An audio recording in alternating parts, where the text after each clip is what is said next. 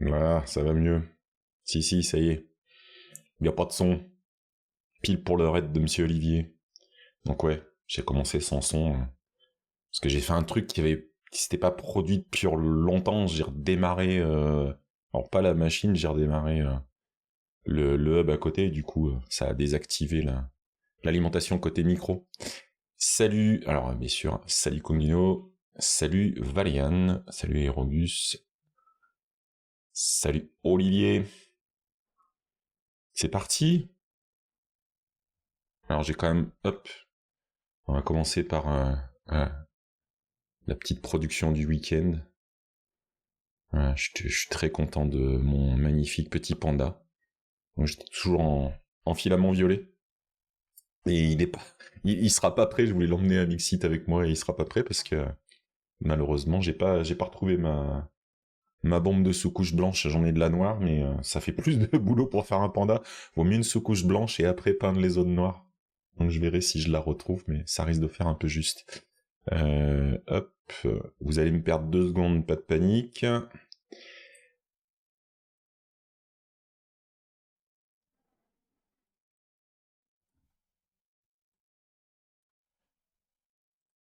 Et voilà, j'ai redimensionné le chat qui ne réagit pas comme je le souhaite, mais c'est pas grave. Oui, et ben on se fait une petite émission entre Devox et Mixit. Donc je sais pas s'il y en a qui étaient présents à Devox et qui seront à Mixit. Donc Mixit, ça démarre. Alors il y a la mise en place des sponsors cet après-midi, le speaker dinner ce soir, et puis mardi, mercredi, Mixit où j'ai la chance de donner mon talk sur les TUI à la maison. C'est une grande première pour moi de donner un talk à Mixit, donc je suis très content d'abord de revoir les copains et les copines, et puis de donner enfin un talk là-bas. Et puis le mercredi après-midi, bien sûr, ce sera pépite, ce sera atelier avec les enfants à Mixtine, donc voilà. Tu as kiffé Messire Ponceto. J'ai pas eu le temps, c'est vrai, je voulais en parler avec toi, je voulais te poser des questions. Bah, trop tard, je saurais pas ce qu'il faut que je rectifie pour demain, je voulais te poser des questions. Bah, tu vois, j'ai zappé, c'est pas très grave. Mais je pense qu'il était pas trop mal, donc même dans cette forme-là, j'ai fait une petite retouche et ça devrait le faire. Donc ouais, entre deux conférences, puis après moi j'ai rien de prévu pour l'instant et ça sera à moi de redéfinir la suite. Et du coup, ben ce week-end, moi j'ai quand même pris le temps, j'avais déménagé sur le meuble l'imprimante, j'ai redescendu la Creality et je me suis fait voilà le classique. Hein, je me suis pas déballonné. Hein, moi je déplace une machine d'étage, elle la recalibre pas, je mets en route. Et j'ai un joli cube, toujours, il n'y a pas de défaut particulier, tout va bien. Et puis j'ai balancé après un petit modèle comme ça pour, pareil, j'ai installé Cura, j'ai laissé tout par défaut. C'est le meilleur des tests sur une imprimante, on sait du coup ce qui fonctionne. Donc je sais qu'il y en a qui ont des jolis Bamboo Labs et autres, qui font des choses bicolores, donc j'aurais pu faire directement le panda noir et blanc. Mais moi, ça me convient bien pour l'instant. Je finirai évidemment par craquer pour autre chose, mais c'est pas l'actualité du moment. Alors, il n'y a pas que le tableau, j'ai aussi mes écrans qui sont tout tordus. J'ai toujours pas réussi, hein. J'ai tordu un peu ma caméra, mais si je la redresse réellement, normalement elle est censée être comme ça, j'arrive pas à la caler comme ça. Le tableau est droit normalement. Donc c'est pas très grave. Je vais quand même vous parler de 2-3 petits sujets, j'ai quand même un peu préparé la chose. Toc. Et on va commencer avec ceci. Ça s'appelle Uli. J'espère que je prononce bien. Et Uli, c'est une plateforme. Alors c'est assez rigolo, vous allez voir, parce que c'est une plateforme donc open source que vous pouvez self-hoster. Ça se définit comme ça. Et la première chose qu'il vous propose, c'est si vous le souhaitez, bien sûr, eux-mêmes ont un hébergement, donc c'est le premier self-hosted hosted. J'aime bien la vanne. Et c'est un ensemble d'outils en fait pour eh ben, avoir un chat, une petite gestion de projet, un petit CRM, enfin pas mal d'outils, mais voilà avec tout en open source et que vous puissiez tout héberger chez vous, ce qui vous permet de garder un contrôle complet. Donc je vous ai mis le lien, je vous invite à y jeter un coup d'œil. Je l'ai pas encore lancé, j'ai vu qu'il y a une version dockerisée, donc j'irai quand même jeter un coup d'œil, savoir comment c'est fait, est-ce qu'il y a des modules qui me branchent ou pas. Mais j'ai trouvé que ce projet était super intéressant. J'ai piqué ça de mon podcast adoré Python Bytes. Donc voilà, vous avez un Docker Compose. Coucou Guillaume et Philippe. Et puis voilà, toutes les instructions pour builder, pour modifier, passer en mode... Enfin, super bien préparé ce projet. J'ai pas regardé de quand il datait, tiens. Je sais pas si on peut choper le premier commit facilement. Je sais plus. Il me semble qu'il y avait un truc qui permet de savoir la création du projet, ça doit être ailleurs, dans les insights ou un truc comme ça, je sais plus.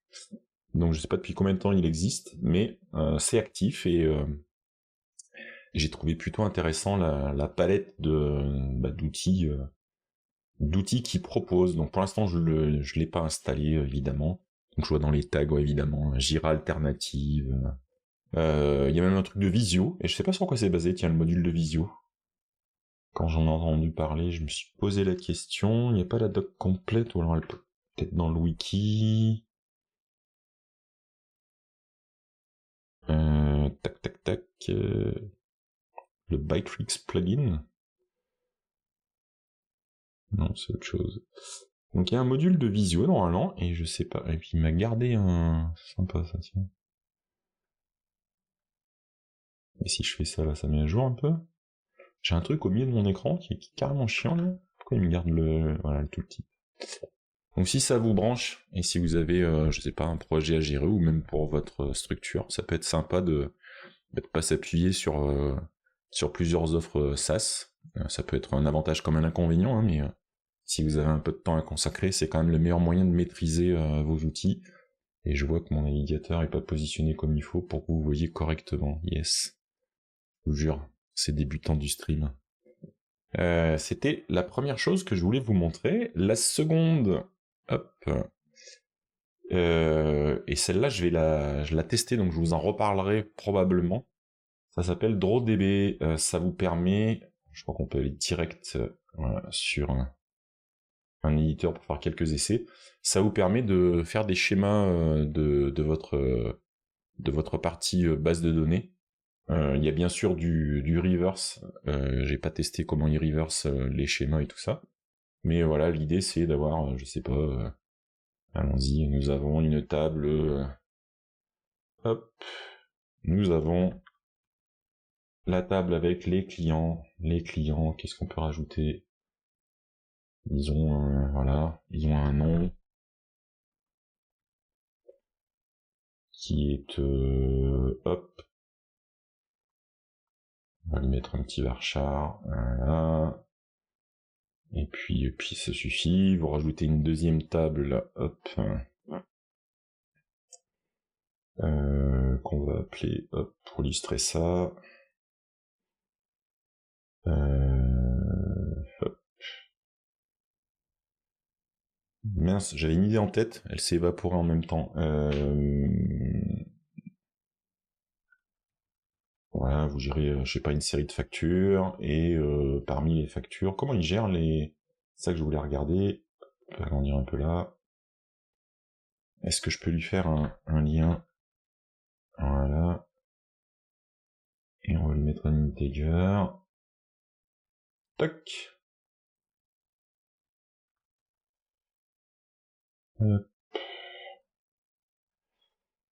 Et je sais pas, justement, je voulais regarder comment il faisait on peut ajouter les tables, des zones, comment il effectue les liens. Est-ce que c'est à vous de les déclarer? Ah si, c'est là, on peut rajouter des relations, voilà. Faire glisser pour connecter les champs. C'est pas comme ça. Hop, là il y a ça. Bon. Ah le boulet. Ça c'était pour les supprimer, pas du tout. Voilà. Je pensais qu'on pouvait relier directement, mais... Ah voilà, ça y est, tac. Non, c'est pas celui-là, pardon. C'est pas du tout ça, mais alors pas du tout. Hop. On peut lier les deux comme ça. Voilà, donc vous pouvez définir tout ce qu'il y a là-dedans. Ouais, c'est l'âge, j'oublie des trucs. Mais toi, visiblement, c'est les doigts, hein, qu'on dit au niveau du clavier, tu déconnes, hein. Ouais, bref, moi ce qui m'intéresse aussi, c'est de faire un petit coup de reverse et puis de voir un petit peu la tête de ce qui est produit, et voir comment ça s'interconnecte, et voir comment ça fonctionne. Donc voilà, si vous cherchiez un petit outil, il y en a plein, des outils qui vous font des schémas. C'était une autre façon de voir. Je sais même pas en quoi on peut exporter. Ah oui, tu peux faire. Ah, on peut l'exporter en Mermed.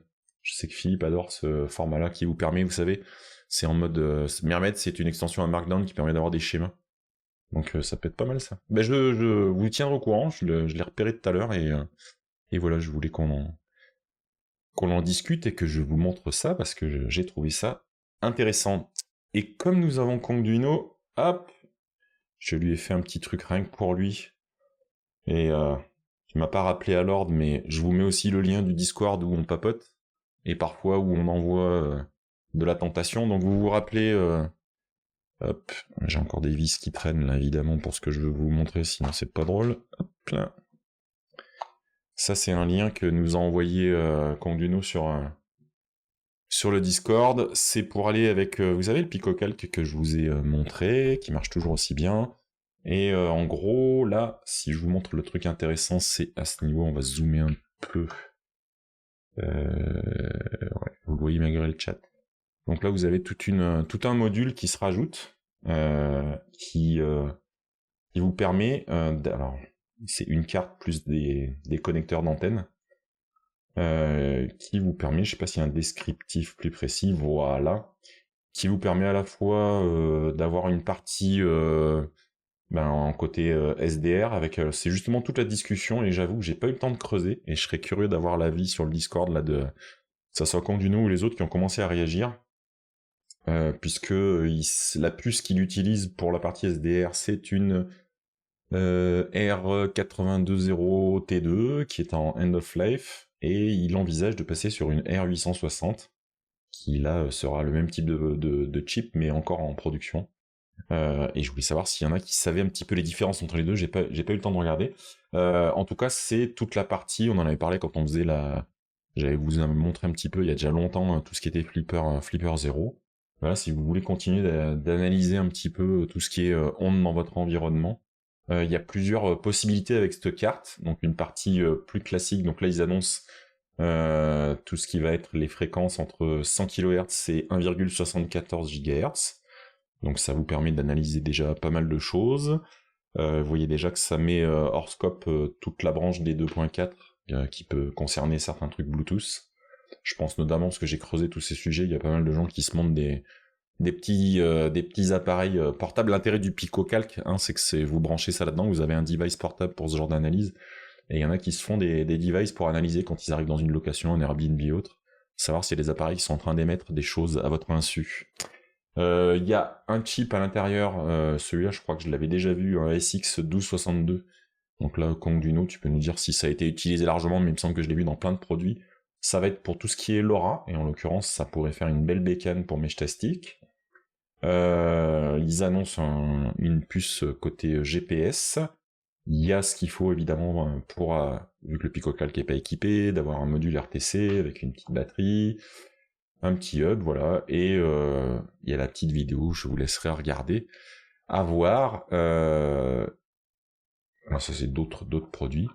En tout cas, ça peut faire. Oui, c'est la plus courante, là, cette puce. Il me semblait que je l'avais vue dans plein de produits, c'est pour ça. Voilà, j'ai pas de conseils magiques à donner. S'il y en a qui ont déjà des PicoCalc et qui sont tentés, faites quand même attention parce que visiblement le premier batch de 300 pièces devrait arriver d'ici fin juin, mais déjà tout bouclé. Et le batch suivant de 500 pièces, ça devrait arriver mi-juillet. Mais, alors où est-ce qu'il est le chiffre qui est indiqué? On l'a vu tout à l'heure sur le Discord, quelqu'un m'en a parlé. Non. En tout cas, c'est le problème de son approvisionnement de la fameuse puce pour la partie SDR. Il y aura un... Ah, c'est pas PicoCalc, c'est Microconsole. Pardon, je dis PicoCalc depuis le début. Bah tu vois, j'étais parti sur PicoCalc. Bah je vous ai dit une énorme bêtise. C'est la microconsole, mais je l'ai aussi la microconsole. Ah non, je l'ai plus, je l'ai donné, c'est vrai. Je suis bête, je l'ai plus. Je me disais, c'était bizarre ce module, ça ressemblait quand même vachement à une Raspberry. Bah écoutez, en direct, c'est la boulette. Ah oui, j'ai plus la microconsole, donc du coup, c'est déjà moins intéressant. Mais il y a une suite quand même à tout ça, hein. Si j'ai pas plus focalisé sur celui-là de produit, c'est parce que j'ai recommencé à en regarder un autre qui me semble, si vous faites le cumul du prix d'une micro-console plus de cette extension, on commence à arriver dans les gammes de prix du HackRF One avec le porte-à-pack. J'ai découvert, je connaissais le HackRF One, je connaissais pas le porte-à-pack, qui est un ensemble qui va vous permettre d'avoir un écran et de quoi manipuler pour avoir une version un peu avec batterie transportable de tout ce qu'on peut faire avec un HackRF. Alors, il y aura le lien, vous avez qu'à regarder le HackRF, c'est quelque chose qui est fabriqué à la base. Hop, le produit de base c'est celui-là, fabriqué par Grid Scott Gadgets, on en avait parlé à plusieurs reprises. Et là, le spectre est encore plus grand, les fréquences de fonctionnement, ça va de 1 MHz à 6 GHz. Donc là, la palette est beaucoup plus grande et les possibilités sont encore plus étendues. Et je me mettrai des baffes, tiens, d'avoir mélangé Picocalc et micro-console. Excuse-moi, Didier, je te présente mes excuses. J'ai mélangé. Mais en tout cas, voilà, le côté transportable, finalement, voilà, si vous regardez, vous avez 92$. Je vais le taper de travers à chaque fois, bien sûr. Et, hop, la micro-console, est-ce qu'elle y est toujours en pre-order? On est sur 195, donc voilà, on est sur 290, et vous voyez, là, on est en rupture de stock, mais on est à 269, donc pour de l'analyse d'ondes en portable, suivant ce que vous cherchez à faire, bien sûr, ça peut être intéressant d'avoir ça. L'autre intérêt de la micro-console, pour la peine, c'est d'avoir un Raspberry intégré. Donc vous pouvez scripter plein de choses directement sur la machine, c'est déjà assez différent comme approche. Donc voilà, pour tous les curieux d'analyse de fréquences qui nous entourent, il y a du renouveau, et en tout cas, il y a de chouettes produits, je trouve. Donc je sais pas s'il y en a qui font de l'analyse d'ondes. Je suis très curieux en fait, parce que je sais que j'ai pas mal de choses qui rayonnent autour de chez moi. J'avais déjà... Alors le flipper est super bien, mais quand vous voulez analyser, il vaut mieux un truc un peu plus SDR avec GNU Radio, les choses comme ça. Il me semble que j'avais fait des démos. Mais j'ai pas le seul module que j'ai pour faire du SDR, c'est un bloc qui sert normalement de réception de TNT, de chaîne TNT. Donc ça n'a pas une palette très large, on peut pas tout faire avec. Je m'étais amusé avec pour repérer. Alors on repère évidemment les stations de radio, on repère le c'est DVB-ADS, enfin les signaux des transpondeurs dans un avion. Donc, vous pouvez faire ce genre de choses, mais on peut pas tout analyser. Donc c'est vrai que je m'étais posé la question, mais c'est quand même, faut avoir pour la peine du temps, parce que c'est quand même un sacré petit budget. Ça, c'est sûrement un très bel appareil, ça marche très très bien. Mais d'ailleurs, je suis super étonné parce que vous avez l'ensemble à 269, alors que le produit d'origine il fait 329. À creuser, je vous tiendrai au courant, je regarderai. C'est pas dans mon actualité non plus en termes de budget, mais bon. La curiosité faisant, des fois, on se laisse aller à regarder des choses qu'on n'aurait pas dû regarder, n'est-ce pas? En tout cas, oui, je trouve très intéressant de repérer un peu tout ce qui rayonne autour de chez vous, parce qu'il y a potentiellement des choses, ça peut être assez sympa de repérer ce qui se passe, les stations météo des voisins, les trucs comme ça peut être rigolo. Donc, voilà. Et j'avais un dernier sujet, plus détente, je suis moins sérieux qu'Olivier, moi, vous savez, vous me connaissez maintenant. Et c'est ma foi, donc là je vous ai mis le lien, je vous le montre juste après, parce que c'est pas le premier truc que je voulais vous évoquer, mais c'est pas grave. J'ai repris Elite Dangerous. Je vais vous remettre, tiens, Elite Dangerous, est-ce qu'il y a une... Je sais ce qu'on va faire. Tac, on va parler de deux choses en un, ça c'est confus, j'aime bien. Voilà, pour ceux qui ne me connaissent pas, Elite Dangerous, c'est un jeu de simulation spatiale qui est l'héritier du jeu Elite, qui datait des années 80, fin 80, début 90, et vous êtes à bord d'un vaisseau, vous êtes dans l'espace, dans une civilisation intergalactique, et vous pouvez choisir à partir de ce vaisseau de faire ce que vous voulez de votre vie. Alors vous pouvez être marchand, vous pouvez être chasseur de primes, vous pouvez être explorateur, il y a plein de possibilités. Et j'ai joué, donc je l'avais backé en Kickstarter 2014, j'ai dû jouer, je sais pas, en gros, c'était pas régulier, mais j'ai dû jouer jusqu'à presque 2019, je pense. Puis après, j'avais plus de PC à la maison et ils avaient abandonné le support du Mac, donc j'avais un peu laissé tomber. Et là, j'ai repris parce que c'est dans la partie GeForce Now, donc on peut jouer à Elite dans GeForce Now. Et j'ai découvert qu'on pouvait aussi y jouer avec Crossover sur Mac, donc avec la sous-couche Wine dessous. Ça marche plutôt bien. À un détail près, c'est qu'il détecte pas ma manette PlayStation. Enfin bref, une histoire de version de Wine de Crossover qui fait que il détecte bien la manette, mais comme c'est une manette PlayStation, jusque-là ça marchait parce qu'il y avait une couche d'émulation qui faisait croire au Windows qui tournait dessous qu'on avait une manette Xbox. Et c'est la seule qui est reconnue par Elite. La manette de PlayStation par ce système-là, elle n'est pas reconnue. Donc bon, bref. Petit bricolage, petite parenthèse. Et ouais, moi j'aime bien ce genre de jeu. Je trouve que c'est... je vous avais parlé à une époque quand je jouais avec nos chers copains... n'est-ce pas, Messire Vachaldo et Goose, quand on jouait à Euro Truck, ça se baladait sur des routes interminables pour balancer des paquets d'une planète à l'autre. Mais il y a déjà ce phénomène, mais comme vous pouvez vous faire accrocher par des pirates, vous pouvez aussi éventuellement vous équiper pour riposter, voire aller les chasser. La partie exploration est super intéressante aussi. Vous allez scanner des planètes dans un système. Enfin, le jeu est extrêmement riche, je trouve, pour 2025.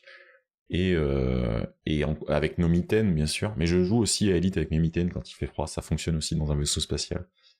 Et vous avez aussi une partie qui n'existait pas à l'époque. Il y a eu 2 extensions. Horizon, à laquelle j'avais joué un petit peu, et Odyssée, qui introduit le fait de pouvoir se poser sur les planètes et de pouvoir se balader en vue comme un FPS, en fait. Donc là, j'ai pas trop joué à cette partie-là encore, parce que j'ai repris le jeu, et puis faut refaire un peu des crédits du jeu... pour m'acheter un autre type de vaisseau, je vais faire un peu d'exploration comme ça.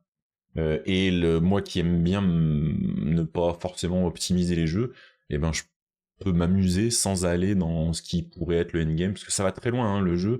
À l'arrivée, on peut avoir des fleets de carrière où vous pouvez accueillir plein d'autres vaisseaux, vous donnez vous-même une espèce de base, vous pouvez coloniser des planètes, mais là faut des milliards de crédits, il faut s'associer entre joueurs et tout, donc c'est aussi un autre mode de jeu. Mais même avec mon petit vaisseau, là, je suis tout content, je me balade, et je fais plein de petites choses. Je vous le conseille si vous aimez les jeux d'exploration. Et en plus, il y a eu... Je vais vérifier, mais il me semble que sur Steam, ils avaient fait une promo il y a pas longtemps. Je peux pas aller sur la fiche magasin depuis là. Bon, on va le faire comme ça, c'est pas grave. Hop. Ah bah il a remonté légèrement. Ah, il était moins cher l'autre jour. Enfin, c'est pas une fortune, il est à 20 balles. Et l'extension Odyssée est à 15 balles. Ah ouais, l'autre jour elle était moins chère. Vous voyez, quand j'en ai parlé sur Discord, l'autre jour c'était l'occasion, parce que le jeu de base il était à 10 balles et l'extension à 8, je crois. Ah ouais, je sais pas pourquoi ils ont fait... Bon bref. Ça reste, voilà, 20 et...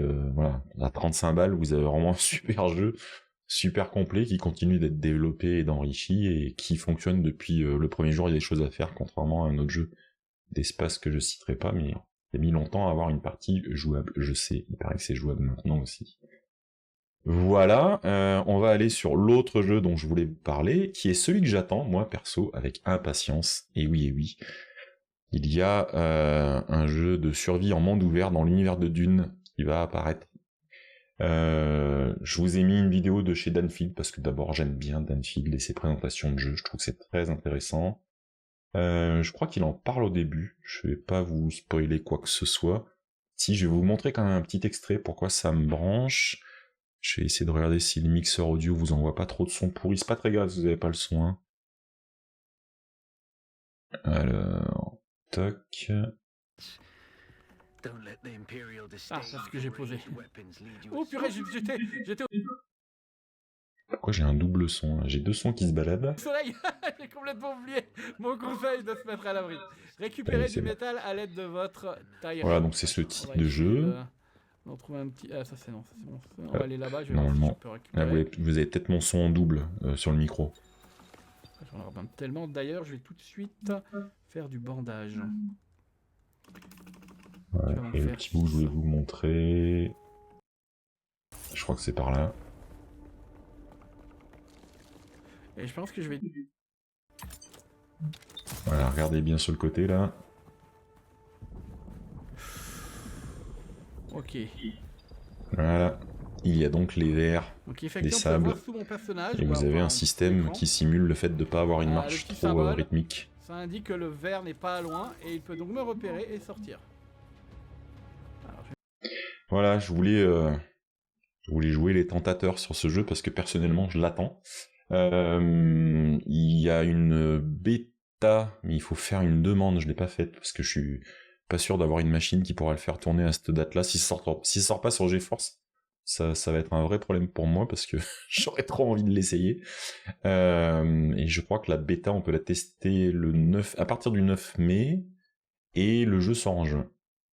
Donc voilà, j'ai encore le temps de voir si c'est prévu, si c'est planifié dans GeForce Now ou pas, mais moi je vous avoue que je risque d'y passer un peu de temps et compter sur moi pour entraîner tous ceux qui ont la fibre un peu des jeux de survie. J'en connais quelques-uns et quelques-unes, n'est-ce pas?